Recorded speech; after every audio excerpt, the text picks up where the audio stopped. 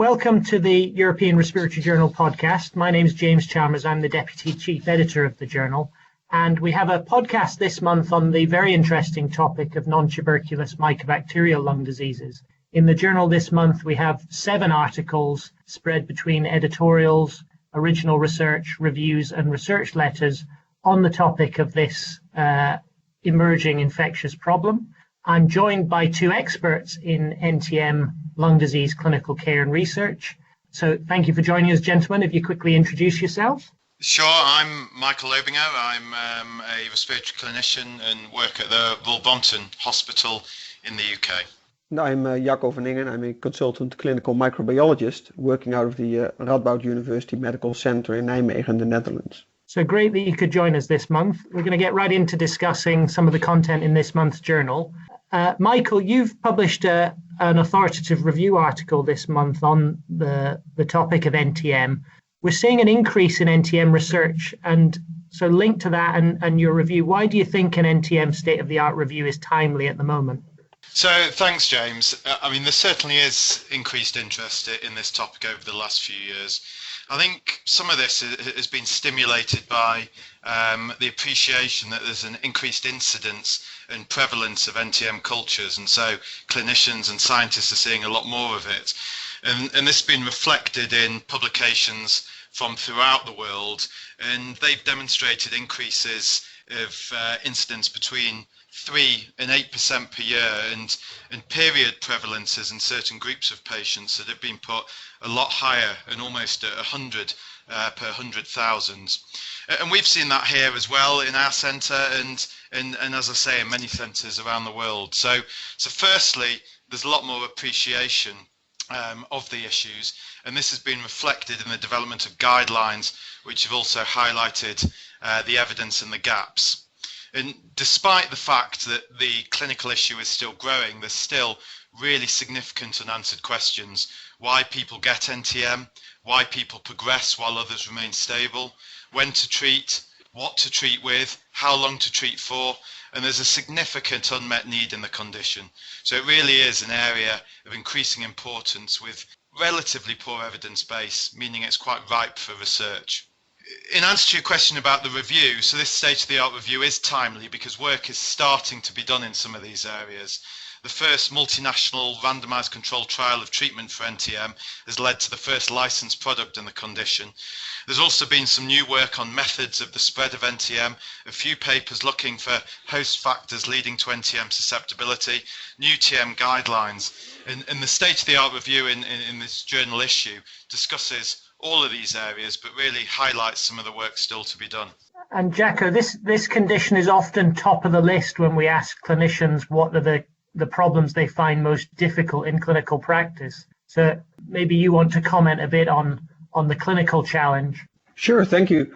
Well, first of all, a lot of these infections are still, there's a multitude of NTM species that cause these infections, and finding the right information to treat patients, in your local setting is a challenge in itself. And that's also one of the reasons why I think this review article is indeed really, really timely. But the challenges are many in terms of which species you're looking at, which drugs you can use for treatment, which problems associated with those drugs you can expect, and how you're going to manage those. So there's a lot of issues, and some of them have been discussed in the literature, but the literature itself is really fragmented, and that's another reason why it is sometimes very complicated to find the information that you need to treat your patient in the best possible way. So Jakko, continuing on this theme of the clinical problems, you report this month in the journal about the failure of bedaquiline treatment in patients with NTM. Do you want to tell us a little bit about the results of your study? Sure, thank you. Well, bedaquiline, because of its success in multi-drug resistant TB treatment, was expected to maybe also play an important role in treatment of NTM lung disease, and particularly lung disease caused by slow-growing NTM, like the Mycobacterium avium complex.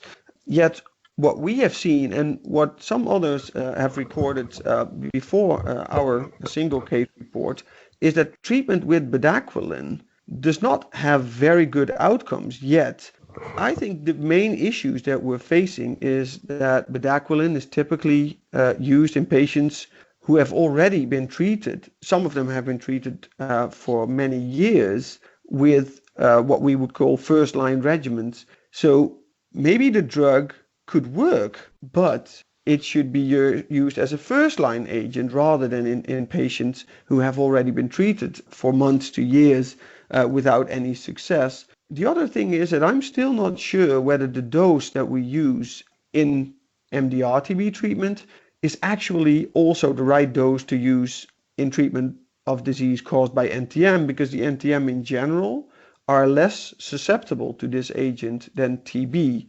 The problem is higher doses might be more efficacious, yet their safety has never been established. Yeah, there's clearly an unmet need to identify drugs we can use in refractory NTM. A question for Michael. I mean, what do you think of Jakko's point that the outcomes in refractory patients are so poor it's quite difficult to demonstrate the benefit of a drug? I think it's disappointing, this sort of the initial work on bedaquiline, but I think it's really difficult. I think it's not just refractory disease that's difficult, but I think there's a large unmet need for the condition altogether. I mean, even starting out from scratch in MAC, which is one of the slightly easier ones to treat, a meta-analysis has shown that sustained culture conversion is only achieved in about 60% of patients. So I think I would agree with Jakko that yes, refractory patients are extremely difficult to treat, but there is significant scope to actually try and improve the first line treatment to try and get sustained culture conversion much better than the 60%. And that may include drugs such as bedaquiline, as Jakko's just articulated, and it may include some of the other drugs that we've started to use or that have been tested on refractory patients, such as liposomal amikacin nebulizers as well. But I do think there's significant scope to improve the paradigm of treatment that we're using at the moment. Thanks to both of you. There's another editorial in this month's ERJ, this time discussing the potential of renaming of NTM species. Now, this has always been a bit of a challenge for non-experts, that Mycobacterium avium is sometimes called MAC, is sometimes called intracellular, is sometimes called all sorts of different names. And now there's a new proposal to rename NTM species again. Jakko, do you want to, as you're a co-author, and both of you I think are co-authors on this editorial, outline the problem and what the message is from the editorial? Thank you. The problem is that investigators have been looking at the genetics of mycobacteria, and what they found is something that is not that shocking, but actually, even within the different NTM species, there are quite big genetic differences.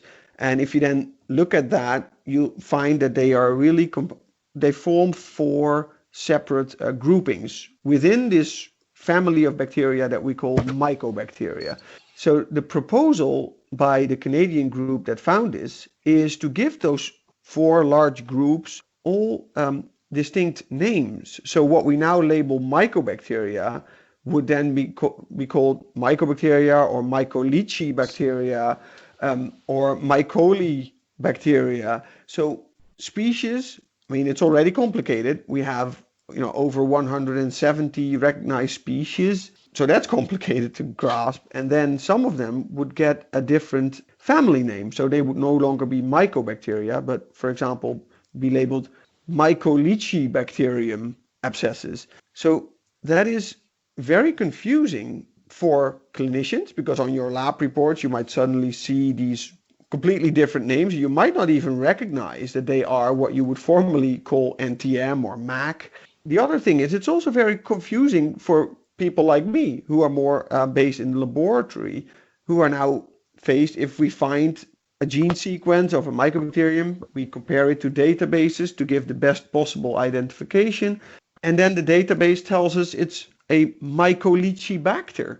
And not even my colleagues are very well aware of this proposed change. So for many people involved in the care for these patients, it's very complicated. But what we found out, and that's the good news, And that's what we hope to convey with this editorial, is we don't have to worry about this. We don't have to use these newly proposed names. So we can still be calling mycobacteria, mycobacteria. We can still call NTM, NTM. We can call MAC, MAC, and Mycobacterium avium, Mycobacterium avium.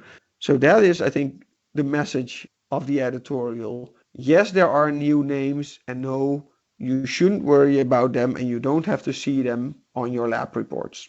And I think, James, the kind of purpose behind your first question and my answer is that the whole field's gaining a bit of traction with lots of people. People are starting to test for this. People are starting to understand the importance and how to use it. And I think what Jakko tries to get across in the article is some of that traction may be lost if everything starts getting split again into different subsections.